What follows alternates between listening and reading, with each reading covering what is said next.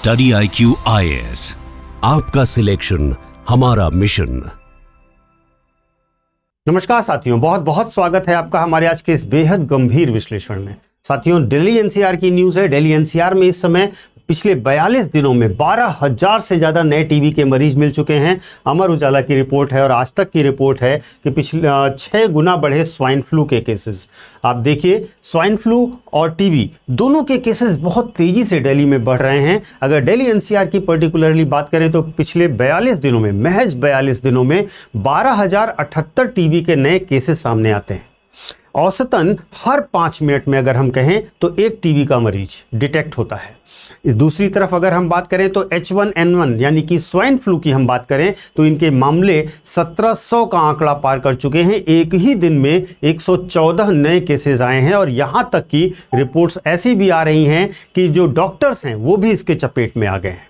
साथियों, एक तरफ वो बीमारी है जो फेफड़ों में महीनों तक चुपचाप पलती रहती है और दूसरी तरफ वो वायरस है, उस वायरस की एंट्री है जो मेट्रो में, ऑफिसेज में और क्लासरूम्स में पलक झपकते ही फैल जाता है।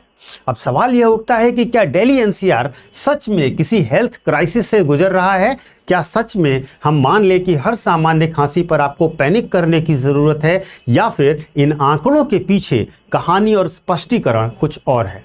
तो आज के एनालिसिस में हम इस हेडलाइन के जो शोर है उससे कहीं अलग हटकर पब्लिक डेटा पर, पब्लिक हेल्थ डेटा पर और ग्राउंड रियलिटीज़ पर बात करने वाले हैं। साथ ही साथ हम बात करेंगे कि ये इनके बारे में डिटेल जानकारी क्या है और कैसे हम इनसे बच सकते हैं। तो अंत तक बने रहिएगा। मैं हूं डॉक्टर पंकज मिश्रा और आप देखना शुरू कर चुके हैं स्टडी IQ IAS हिंदी। सबसे पहले हम बात करेंगे टीबी की, और टीबी के ये जो आंकड़े आ रहे हैं इनकी, क्योंकि इससे पूरी राजधानी में हलचल मची हुई है, पूरे एनसीआर जोन में हलचल मची हुई है। 24 मार्च से लेकर के 5 मई के मध्य दिल्ली में एक स्पेशल एक्टिव स्क्रीनिंग ड्राइव चलाई गई थी। 7,603 लोगों की जांच की गई इसमें टीबी की, जिनमें से 12,078 लोग टीबी में पॉजिटिव पाए गए। यानी कि स्क्रीनिंग में जितने लोग शामिल हुए उनमें से हर छठा व्यक्ति टीबी से ग्रसित था। और यहीं से वो हेडलाइन निकलती है कि हर 5 मिनट में एक टीबी का मरीज मिल रहा है। लेकिन दोस्तों, एक एनालिस्ट के तौर पर और एक सजग नागरिक होने के नाते हमें डेटा के एक अंतर को बहुत डीपली समझना होगा। इसका मतलब यह कतई नहीं है कि दिल्ली में हर 5 मिनट में कोई नया व्यक्ति संक्रमित हो रहा है, जबकि वास्तविक अर्थ यह है कि जो मरीज पहले से समाज में मौजूद थे, एक्टिव स्क्रीनिंग के जरिए हेल्थ सिस्टम ने उन्हें ट्रैक किया है। ये वो लोग थे जिन्हें टीबी तो थी, लेकिन ना उनको, ना ही समाज को, ना ही डॉक्टर्स को इसकी जानकारी थी। इसे पब्लिक हेल्थ सेक्टर में एक्टिव केस फाइंडिंग्स कहा जाता है। दोस्तों, आमतौर पर मरीज तब अस्पताल जाता है जब उसे खून की उल्टी होने लगे या अत्यधिक रूप से कमजोरी आ जाए, लेकिन इस बार डॉक्टर्स और हेल्थ वर्कर्स ने खुद हाई रिस्क बस्तियों में जाकर के इनकी जांच की। चिंताजनक पहलू लेकिन इसमें तब भी बहुत गंभीर है दोस्तों, क्योंकि 12,078 जो मरीज मिले हैं इनमें से 1,323 मासूम बच्चे हैं और इसमें से भी लगभग 42% मामले, मतलब मान के चलिए लगभग आधे मामले ऐसे हैं जो एक्स्ट्रा पल्मोनरी टीबी तक पहुंच चुके हैं। यानी कि टीबी अब केवल फेफड़ों तक नहीं रह गई है इनके, वास्तव में इनके लिम्फ नोड्स में, हड्डियों में और यहां तक कि आंतों में भी फैल चुकी है। अब पिछले 3 वर्षों का अगर हम डेटा देखें तो 2023 में 1 लाख से अधिक, 2024 में 1,05,000 के आसपास और 2025 में 1,13,000 लोग नोटिफाइड टीबी केस में आते थे। दिल्ली का जो अर्बन स्ट्रक्चर है उसको अगर आप ध्यान से देखें, दिल्ली में घनी आबादी है पूरे एनसीआर में, ओवर क्राउडेड कॉलोनीज हैं, पैक्ड मेट्रो हैं, बसें हैं और पुअर वेंटिलेशन का सिस्टम है, जो कि किसी भी बैक्टीरिया के लिए सबसे मुफीद माहौल तैयार कर देता है। पब्लिक हेल्थ सिस्टम का एक बहुत बेसिक सा नियम होता है दोस्तों, a detected case is an opportunity but an undetected case is a threat. साथियों, अगर मरीज डिटेक्ट हो गया है तो दवा दे करके ट्रांसमिशन चेन को ब्रेक किया जा सकता है, लेकिन अगर उस मरीज को कोई जानकारी नहीं, उसको हमने डिटेक्ट नहीं किया है, तो खतरा उस मरीज से है, क्योंकि वह बिना जांच के समाज में घूम रहा है और बीमारी को फैला रहा है। अब आते हैं इस पूरे डिस्कशन के दूसरे पहलू, यानी कि H1N1 वायरस पे, जो कि बेसिकली स्वाइन फ्लू के नाम से जाना जाता है।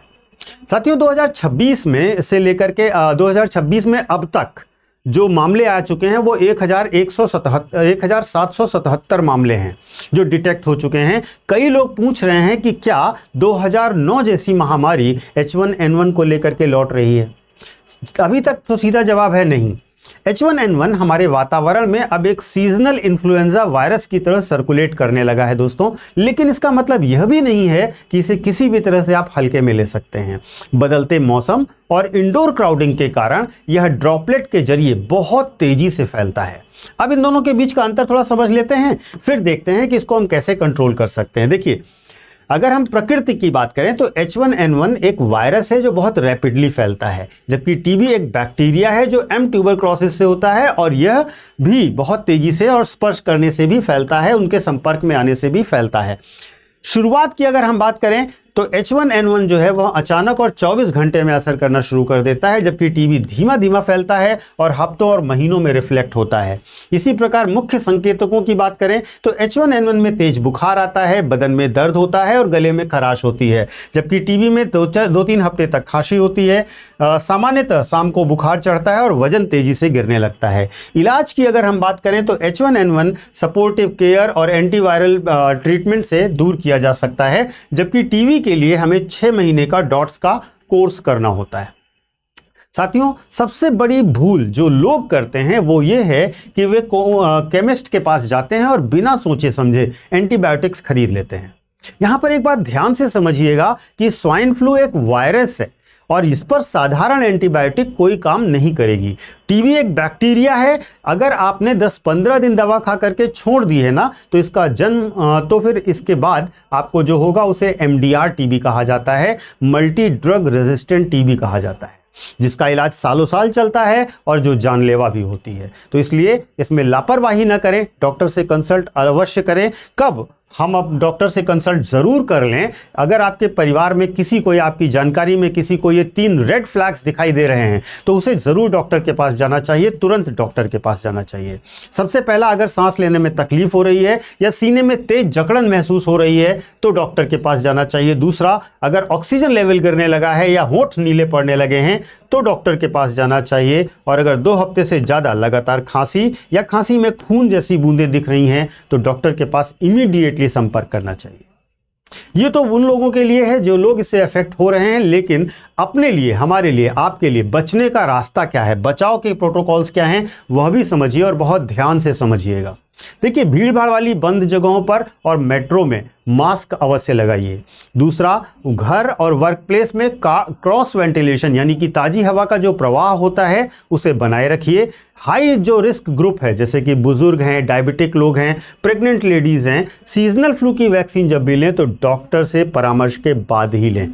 और चौथी बात बहुत इंपॉर्टेंट, टीबी की जांच को लेकर के अगर कोई आपके मन में सोशल स्टिग्मा है या फिर डर है तो कृपया उसे छोड़िए, क्योंकि जांच होगी तभी इलाज होगा, नहीं तो ये बीमारी बहुत समस्या देगी आपको। दूसरी खास बात, अब जो हम मेन बात कहना चाहेंगे कि दिल्ली NCR में जो रहस्यमयी नई महामारी दिख रही है, ऐसा कोई महामारी का शिकार दिल्ली NCR नहीं है। यह वास्तव में हमारे महानगरों के urban health infrastructure, over crowding और साथ ही साथ बीमारी के लक्षणों को नज़रअंदाज करने की जो प्रवृत्ति है ना, उसका सिम्टम है, उसका आईना है। बीमारी में सबसे मददगार जो होता है ना दोस्तों, वो वायरस या बैक्टीरिया नहीं होता, बल्कि जांच में की गई देरी होती है।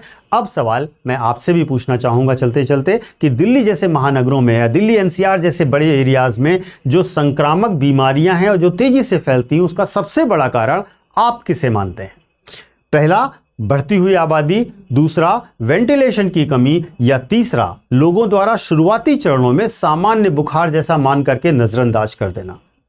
अपने विचार कमेंट करके अवश्य बताइएगा और आपके आसपास भी लोग किस तरीके से बिहेव करते हैं उसके बारे में भी अगर आप शेयर करना चाहें तो अपने विचार शेयर अवश्य कीजिएगा। मैं आपको एक छोटा सा अनाउंसमेंट और देना चाहता हूं। जो बच्चे 2027, 2028 या 2029 के लिए UPSC की तैयारी करना चाहते हैं वे हमारे नए बैचेस से जुड़ सकते हैं। हमारे नए बैचेस 27 अगस्त से प्रारंभ हो रहे हैं, जिनमें स्टार्टिंग प्राइस है 9,999। ये सारे बैचेस स्मार्ट मॉडल पर आधारित हैं और महत्वपूर्ण रूप से इस कोर्स की डिटेल आप डिस्क्रिप्शन बॉक्स में दिए गए लिंक पर जाकर या हमारे ऐप या वेबसाइट पर जाकर देख सकते हैं। कोर्स को खरीदने से पहले यदि आप PK लाइव कोड का इस्तेमाल करेंगे तो आपको मैक्सिमम डिस्काउंट हमारे प्रत्येक कोर्स पर मिल जाएगा।